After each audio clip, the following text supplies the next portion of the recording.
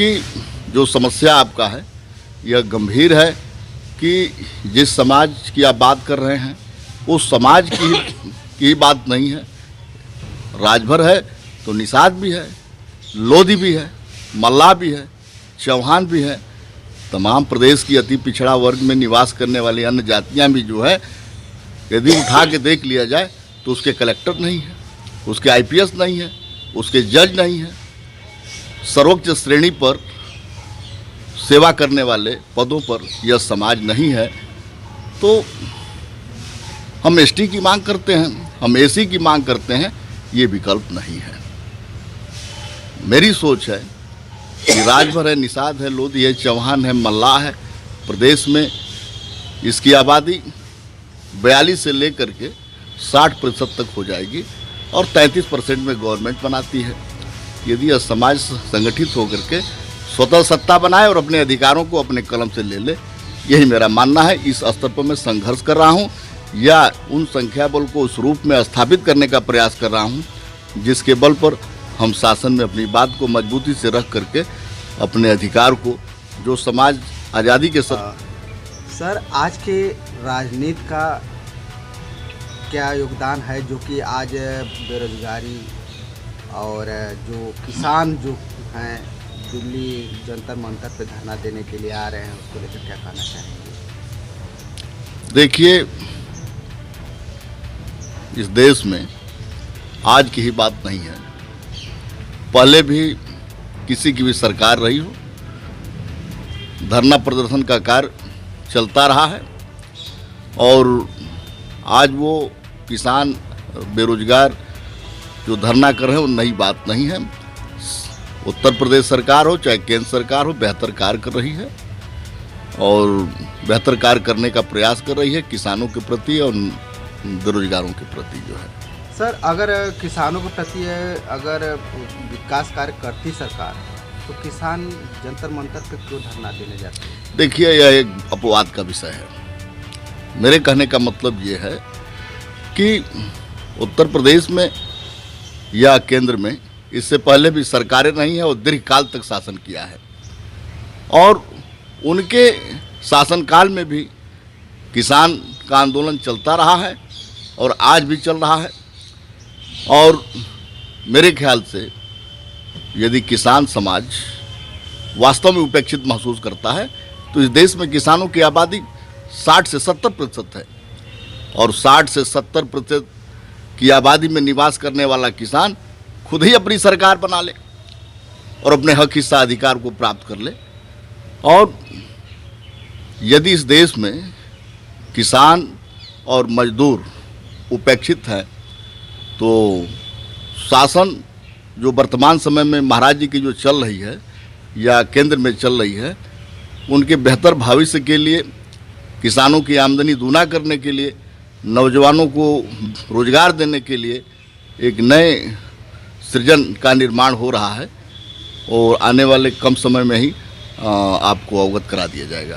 Sir नए सृजन का जो निर्माण होगा, जो आज सैनिकों में भर्ती हो रही है 4 साल के लिए, क्या उसी तरह का वो भी निर्माण होगा नौकों के लिए? देखिए, वो जो निर्माण कार्य चल रहे हैं बेरोजगारी को लेकर के, वो समय आने पर ही अवगत देश का सर विकास तो नवयुवक ही करते हैं, लेकिन बेरोजगारी का इतना आलम आप देख रहे हैं कि बिना बेरोजगार एकदम सड़क पे आ गए हैं। और जंतर मंतर को देख लीजिए या लखनऊ का ही धरना प्रदर्शन देख लीजिए कि हमारे गांव के एक एक घर से वहाँ पे जो पढ़े लिखे लड़के अपने नौकरी पाने के लिए धरना दे रहे हैं लगभग कई महीनों से।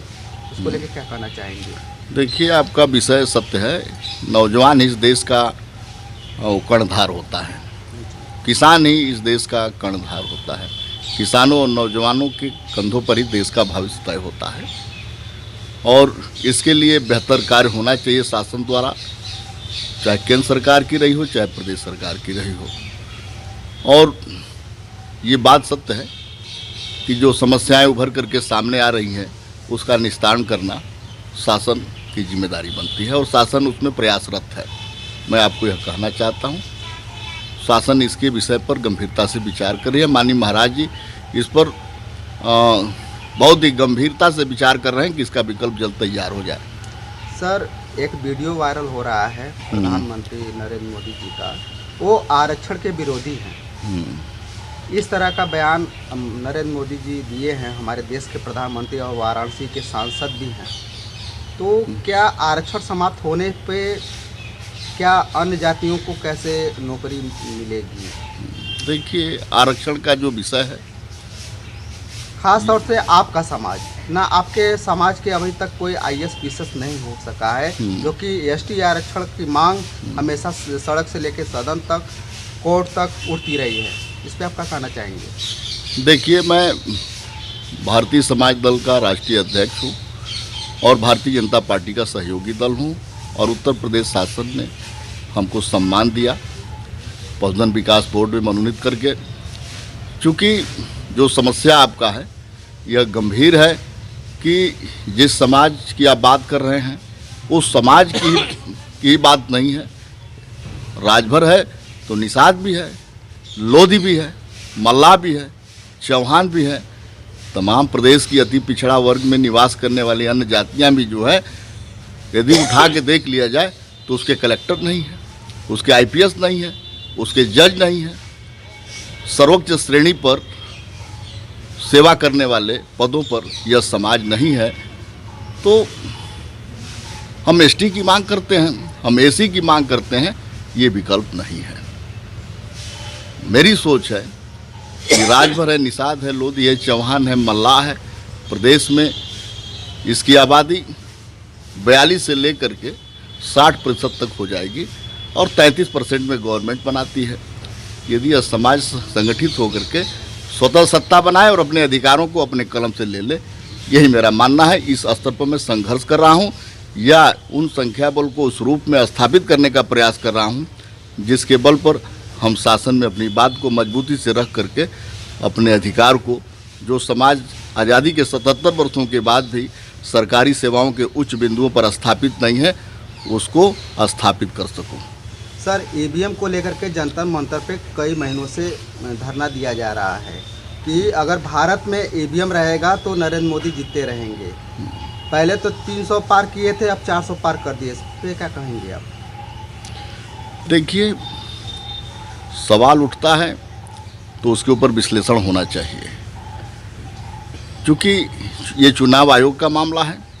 चुनाव आयोग चुनाव को स्पष्ट व पारदर्शी बनाने के लिए उसको पहल करनी चाहिए और इस स्तर पर चुनाव आयोग को कार्य करना चाहिए। लेकिन सर, जो चंडीगढ़ में जो घटना घटी है EVM का, जो कि उनके पास, विपक्ष के पास जीत का पूरा हथकंडा उनके हाथ में था, जीतने के लिए भी था, लेकिन उनको हरा दिया गया 8 वोटों से। इस पर आप क्या कहना चाहेंगे, जो चुनाव हुआ है? देखिए, इस पर मैं यही कहूँगा कि इसका जिम्मेदार चुनाव आयोग हो और चुनाव आयोग को आवश्यकता अनुसार चुनाव को पारदर्शी और स्पष्ट बनाने के लिए उसे जो भी फैसला ले उसको लेना चाहिए, ताकि जनता के सवाल पर प्रश्न चिन्ह न खड़ा हो। लेकिन सर, अब तो प्रश्न चिन्ह खड़ा हो गया है ना। तो प्रश्न चिन्ह खड़ा हो तो चुनाव आयोग इसकी जवाब दे, जवाबदेही तय करे उसकी, जो है कि इसकी जवाबदेही, क्योंकि चुनाव का पूरा जो है कि प्रोफाइल और कार्य जो है चुनाव आयोग के अंतर्गत स्थापित किया गया है, उसकी जिम्मेदारी बनती है कि जनता को स्पष्ट और पारदर्शी न्याय दे। मैं यही कहूँगा। सर, 2024 का चुनाव करीब है, इसको लेकर कुछ कहना चाहेंगे? देखिए, 2024 का चुनाव नज़दीक है, उस पर मैं विचार कर रहा हूँ और यह भी विचार कर रहा हूँ कि उत्तर प्रदेश में राजभर है, बिंद है, निषाद है, लोधी है, चौहान है, मल्लाह है, कोरी है, धानुक है, ऐसी तमाम उपेक्षित जातियाँ हैं जिनके पूर्वजों ने देश के निर्माण में बहुत बड़ा योगदान दिया और आज़ादी के 77 वर्षों के बाद भी उनकी आबादी के हिसाब से उनको राजनीतिक भागीदारी नहीं मिली, न ही उनका आर्थिक और शैक्षिक विकास हुआ पूर्ण रूप से। ऐसी परिस्थितियों में उस पर विचार विमर्श हमारी पार्टी और पार्टी के शीर्ष नेता इस पर कर रहे हैं कि हम उस अति पिछड़ा वर्ग जो अब तक राजनीतिक भागीदारी से बहुत दूर है, उसको कैसे इस राजनीतिक क्षेत्र में भागीदारी के आधार पर सुनिश्चित करें, उस पर हम विचार और कार्य कर रहे हैं। यदि आपके समाज को ST आरक्षण की मांग उठी तो आप क्या जवाब देंगे अपनी जनता को? देखिए, क्योंकि राजभर समाज ST का हकदार भी है, ऑलरेडी उसको मिला भी है, लेकिन कहीं न कहीं ब्रेक है। क्योंकि मैं आपको बताना चाहता हूं कि राजभर समाज को एक विमुक्ति जात का दर्जा प्राप्त है और विमुक्ति जाति को डीनोटी ट्राइब्स के नाम से जानते हैं।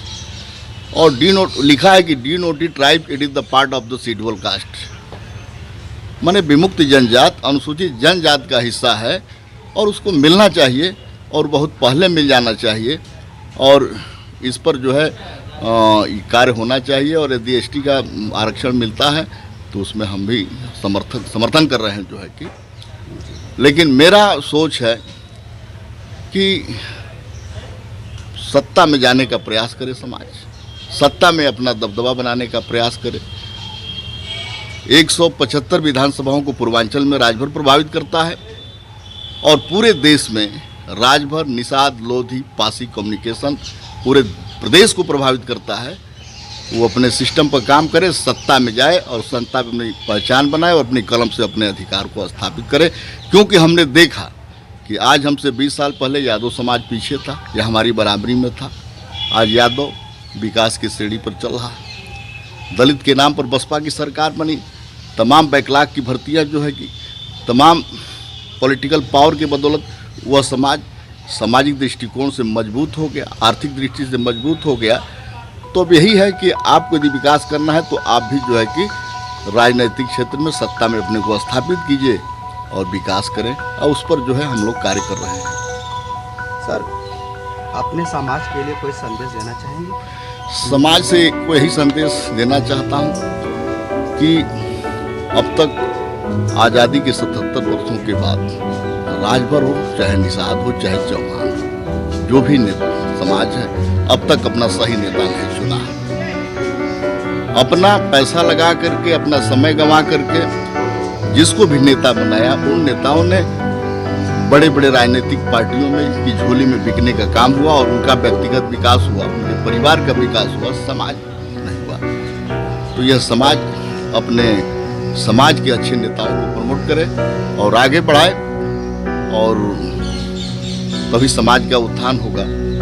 आज राजभर समाज में, निषाद समाज में, चौहान समाज में बाल ठाकरे जैसे नेता की आवश्यकता है, कांसीराम जैसे नेता की आवश्यकता है, जो स्वाभिमान पूर्वक अपने कौम की, अपने वर्ग की लड़ाई लड़े, ना कि अपने स्वार्थ के लिए दूसरों की झोली में बिकने का काम करें।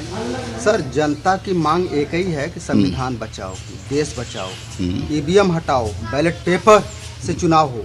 इस पर आप क्या कहना चाहेंगे? देखिए, यदि देश की बहुतायत आबादी अपने विचार को रखती है तो उस पर चुनाव आयोग को पहल करना चाहिए।